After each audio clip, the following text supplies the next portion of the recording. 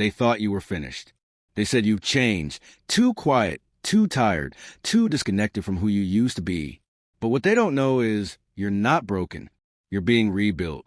Silently, slowly, God is still working in you. Not everything that's quiet is dead. Some seeds grow best in the dark. And this is the silence before your storm. It started with the silence. Mira sat at her kitchen table, staring into a cup of coffee she hadn't touched. The walls around her, once filled with laughter and color, seemed dull and hollow. The plants by the window were withering, much like her soul. It had been 5 months since everything changed. 5 months since the promotion she was promised was handed to someone far less deserving. 5 months since the friend she trusted began to drift away. 5 months since she looked into the mirror and didn't recognize who stared back. There was no warning, no explosion, just life unraveling thread by thread. She used to be vibrant, the kind of woman who lit up a room. People would say she had it, whatever it meant, but now, even her own reflection seemed foreign. She prayed, but the words felt empty. She begged for answers, but received none. At night, she'd lie in bed, eyes wide open, whispering into the darkness, "God, are you still there?" And then, one evening, she heard it, not with her ears, but deep in her chest, a quiet, calm presence that silenced even her doubts. "I'm still working in you." She sat upright, heart pounding. The voice hadn't come from outside. It had risen from within. But how? She felt so disconnected from God, from purpose, from herself. Yet something in those 5 words, "I'm still working in you," struck deeper than any sermon ever had. It wasn't a shout. It wasn't a rescue. It was a reminder. That night, Mira sat in her dark living room. No TV, no music, just her and the silence. She thought back to when it all began falling apart. How she had cried on the train, holding back sobs so people wouldn't stare. How she had smiled in meetings when inside she was crumbling. How she had given kindness only to receive betrayal. And worst of all, how she had started to believe what they whispered behind her back. She's lost her touch. She's not who she used to be. Maybe she peaked. But what if the fall wasn't the end? What if it was a descent into depth, into soul work? Over the next few weeks, the voice didn't speak again. Not audibly, but something had shifted. She began writing again, something she hadn't done in years. Poems, letters, unsent messages. Each word felt like a thread, stitching her wounds. She returned to church, not because she felt holy, but because she needed to feel held. She didn't tell anyone, because no one would understand that the silence was no longer empty. It was sacred. And then came the test. One Tuesday afternoon, her manager called her in. There was a new opening, a senior strategy position, one she hadn't even applied for. "You're not the same as before," he said, flipping through her portfolio. "You're more focused, like you've been through fire and came back stronger." She left the room with trembling hands, not because of fear, but because for the first time in a long time, she believed that maybe, just maybe, she hadn't been abandoned. She'd been hidden, protected, reshaped. That night, rain hit her windows in soft rhythms.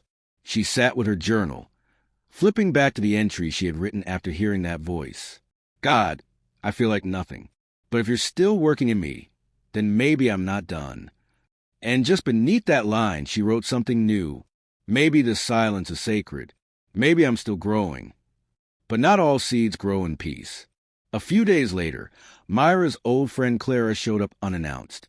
They hadn't spoken in months. Clara had been one of those who drifted, not with malice, but with indifference, the kind that stings even more. "I just came to see how you're doing," Clara said, sipping her tea but not meeting her eyes.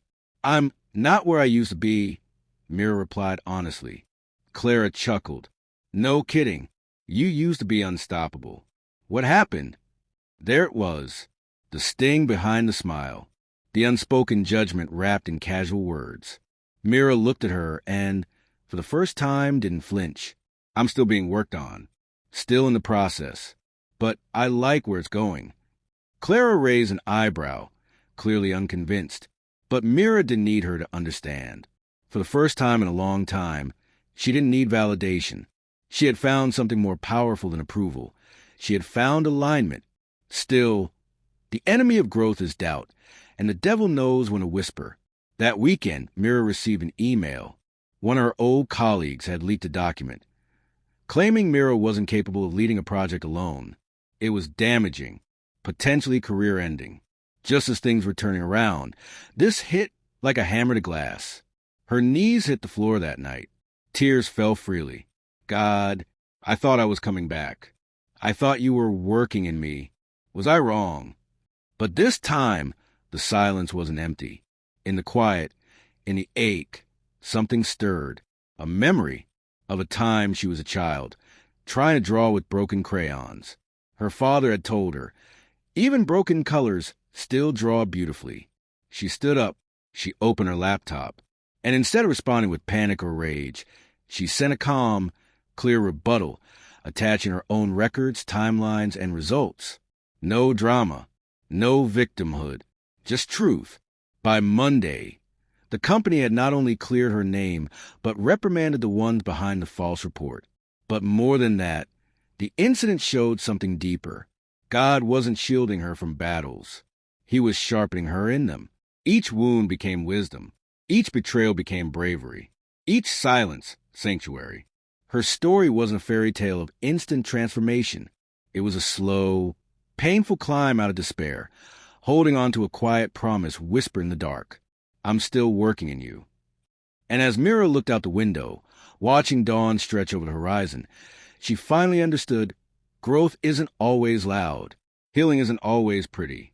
And God's greatest work in us often begins when we feel the most forgotten. She wasn't who she used to be. She was becoming who she was meant to be. And the process had only just begun. People often look at your silence and think you've stopped.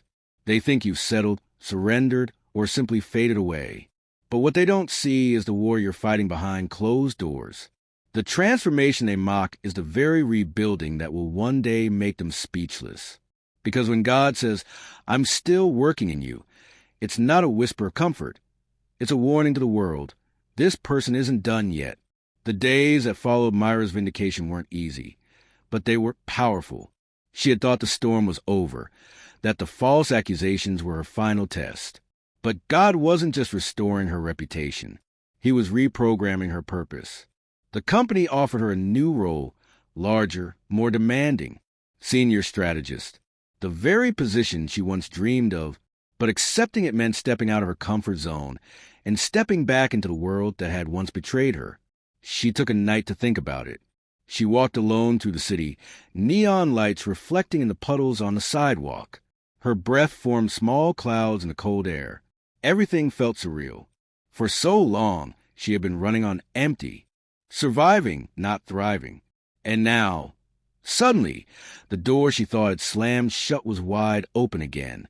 But something inside her whispered, don't rush this. Not every open door is for me. Mira paused. That voice again, gentle but firm. God wasn't handing her success. He was testing her surrender. Back home, she opened her journal and wrote, do I want this for the right reason, or just to prove I can rise again? And in that stillness, the truth came.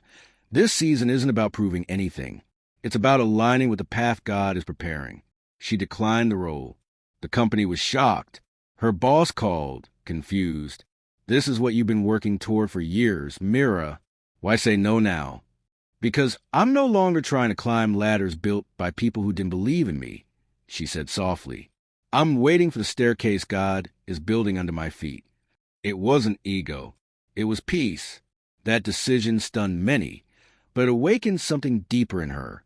She began mentoring others quietly, people who were burned by corporate systems, crushed by comparison, and lost in their sense of self-worth. She didn't promote it. She didn't brand it. She simply helped. Word spread, slowly but surely, not about her success, but about her wisdom. One afternoon, a young woman named Lila reached out. She had heard of Mira through a mutual friend and begged for a one-on-one. When they met at a small cafe, Lila's hands trembled. I'm drowning, she whispered. I work hard, I show up, I do everything right, and I still feel invisible. How did you come back from it? Mira looked at her, seeing in Lila the ghost of her former self. You don't come back, she said gently. You move forward, not toward applause, but toward alignment. You let the pain crush the lies. You let silence teach you what noise never could. Tears welled up in Lila's eyes. I just want to feel like I matter again. Mira reached across the table, taking her hand. You do, even in the darkness, especially in the darkness, because that's where God does his deepest work. Lila broke down, and as Mira comforted her, she realized something powerful. God never wasted her pain. He had simply rerouted it for purpose. But not everyone celebrated her quiet rise. One evening, as Mira walked to the park near her apartment, she saw Clara again, this time with two other women from their old friend circle. She didn't plan to stop, but Clara called out, Mira, wait. She hesitated, then turned. Clara approached, her tone different, colder. I heard you turned down the promotion, she said with a slight smirk. So what now? Motivational speaker? Life coach? The other women snickered. Mira smiled, not with pride, but with peace. No, I'm just healing, helping, becoming. Clara tilted her head. You've really changed. You used to be all about success. I still am, Mira replied. But now I know success doesn't always look like a title. Sometimes it looks like peace. Clara's face tightened. The conversation ended quickly, but it stayed with Mira long after. That night, she stood by her window, city lights twinkling below. For a moment, the doubt crept back in. Was she wasting her potential? Was she playing small? But then she remembered something she'd once read. God doesn't just use the spotlight. He often works in the shadows. And then it happened again. The voice, soft, familiar. I'm still working in you. It was all the assurance she needed. The next morning, Mira received a message that would mark the beginning of her next test. A university professor had come across one of her old blog posts, something she'd written during her lowest point. The post had gone viral in a closed academic group. People were deeply moved. He wanted her to come speak to students about resilience, faith, and navigating failure. Her first reaction was fear. Speak? In public? Share that part of her story? But something inside whispered again, this is a staircase. Climb it. So she said yes. The night before the event, Mira stood before the mirror. She wasn't the same woman who had stared blankly into her coffee cup months ago. There was a strength in her eyes now, a quiet fire. The lecture hall was full. She stepped onto the stage, heart pounding, and then silence. But this time, it wasn't paralyzing. It was holy. She spoke about failure, betrayal, silence, surrender, about losing everything. And some storms don't come to destroy you. They come to clear the path. What you thought was the end, God saw as the beginning. And when everything goes silent, it's not the absence of movement. It's the sound of God working beneath the surface. Because when he says, I'm still working in you, it means the final chapter hasn't been written yet, and your story is about to break wide open. The day after her lecture, Mira woke up to an inbox flooded with messages. Students, professors, even strangers who had watched the video of her speech online. They shared how her words gave them hope when they were on the edge, how hearing her truth peeled back the layers of shame they'd carried for years. But one message stood out. It was from a man named Dev Mehra. He introduced himself as a founder of a nonprofit that supported women who had been professionally sabotaged, emotionally abused, or spiritually broken in corporate systems. He had read her blog, seen her video, and wanted to offer her a partnership, one that wasn't about image, but about impact. We need people like you, Mira, his message read. Not perfect, not polished, but proven by fire. At first, she hesitated. It sounded too good, too sudden, but something in her spirit whispered, this is different. She agreed to a meeting. When they met at a quiet cafe, Dev didn't talk numbers. He didn't pitch branding strategies or growth charts. He just looked her in the eye and said, you went through what you did for a reason. And I think you're supposed to help others who can't yet find their voice. Mira stared at him. But why me? Because you never asked for the spotlight, he replied. That's how I know you can carry it. It was a moment of divine alignment. She joined his initiative not as a brand ambassador or social media face, but as a silent partner. She mentored survivors, trained women in emotional resilience, and even helped design healing workshops rooted in spiritual recovery. Every night, she came home physically exhausted, but spiritually fulfilled, and still, in the quiet, that whisper returned again and again, I'm still working in you. But even as her new life unfolded, the past hadn't fully released its grip. One afternoon, while reviewing testimonials for the organization's upcoming event, Mira saw a familiar name.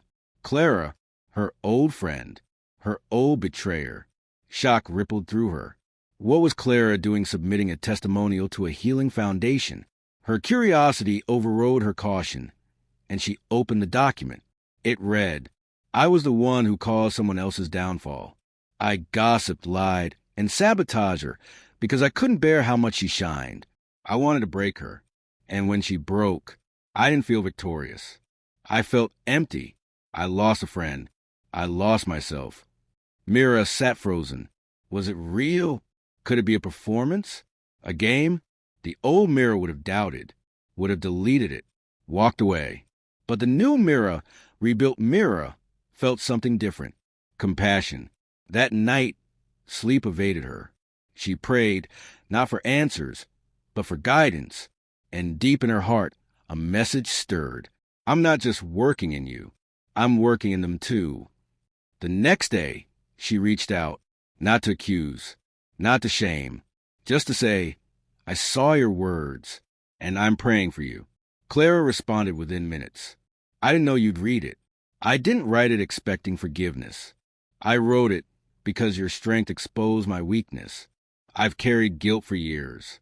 But now I see, God didn't choose you to fall. He chose you to rise, so I'd see the mirror of what I could have been. They met days later, at the same cafe where their friendship had once died. Clara looked older, softer, humbled. I thought you'd never speak to me again, she said. I thought I'd never want to, Mira admitted. Silence hung between them, but it wasn't tense. It was sacred. You know, Mira finally said, I used to pray for revenge. I wanted God to expose everyone who wronged me, but he didn't. Clara looked confused. Why not? Because exposing others wasn't the goal, Mira replied. He wanted to expose me to myself, to show me what I carry when no one claps, to teach me who I really am in the dark. Clara wept. They didn't become best friends again, but forgiveness bloomed. And that Mira knew was the final test. Because when you can love the ones who once celebrated your pain, that's when you've truly healed. Months passed. The nonprofit grew. Mira quietly became a voice for the voiceless. Her story reached other countries. She was invited to speak at an international summit on emotional resilience. As she stood backstage, preparing to step onto the biggest stage of her life, she remembered her lowest point, the night she knelt on the floor, broken, forgotten, unseen. And she whispered with trembling lips, Thank you for never leaving, for working in me, even when I thought nothing was happening. She stepped onto the stage, not to perform, but to pour. And as she spoke, the words flowed not from memory, but from anointing. Her pain wasn't just her past. It had become her power. Myra's story is not unique because of how far she fell, but because of how deeply she surrendered.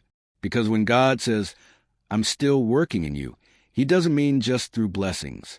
He means through betrayal, through silence, through pruning, through patience, through storms that strip you bare, so that your roots grow deep. He's working in your rejection. He's working in your waiting. He's working in your whispered prayers and your weary steps. And when the world thinks you've stopped, God is just beginning.